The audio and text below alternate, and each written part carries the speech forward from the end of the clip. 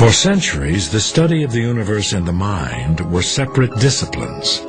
In 1905, the 30-year-old Jung met a young German man working as a clerk in a Swiss patent office, Albert Einstein. In some ways, Einstein was a mystic at heart. As a child, he had observed the movements of a compass needle and vowed that he would one day learn the mind of God. Like Newton, he would enter an altered state of consciousness which he called mind exercises, and intuitively arrive at his discoveries. Only later, Einstein would back them up with formulas and proofs. That year, Einstein published 5 papers of new physics in the journal Annalen der Physik, theories that rewrote the rules of the universe. In it, he posed his theory of relativity, which held that time and space are relative, changing concepts, not absolutes. Newton developed these wonderful things, the laws of motion and gravity and so on, which appeared to be just like clockwork. And it made everybody pretty happy, even though it was revolutionary at its time, because they discovered that the universe was a big giant clock and it all worked in an orderly way. Einstein came along and said, well, yeah, that could be true, but also it's relative. And it turned it all upside down again. In Einstein's autobiographical notes, he would ask Newton for forgiveness for revolutionizing the science of physics. Einstein had finally solved a contradiction Newton had observed an age ago in the behavior of light, that it acted like a wave, but sometimes like a particle. And in the process, he finally proved Newton's intuition about the existence of atoms. The photoelectric effect, as it's called.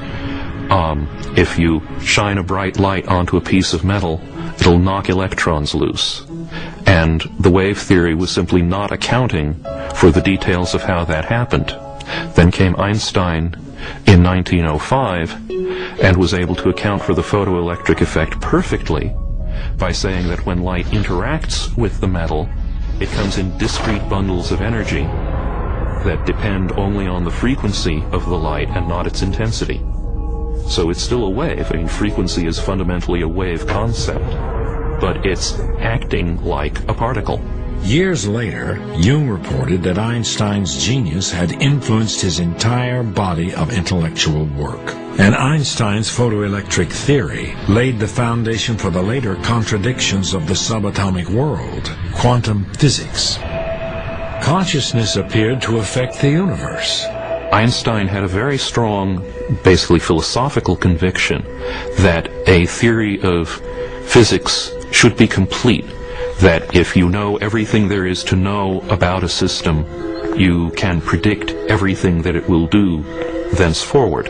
In quantum physics, there is no absolute. Everything changes according to observation. Einstein famously said that God does not play dice with the universe, and he repeated this often enough that one of his colleagues, the attribution varies, told him, "Would you stop telling God what to do?" Einstein rejected quantum physics, but quantum physics could not be ignored, and the concepts of the occult would help some understand this uncharted territory. To the new breed of quantum physicists, the mind itself played an integral role. How matter behaved depended completely on the observer. The idea that physics, or that the physical reality is somehow a construct of the mind or is dependent on it, is certainly one of the ways that you can interpret quantum mechanics. And this is one of the reasons there's so much argument generated, because some people really like that idea and some people really hate it. Quantum physicists call this the observer problem. If only conscious beings can be observers, then we're intimately hooked in to the very existence of reality. Without us, there would just be this expanding superposition of possibilities.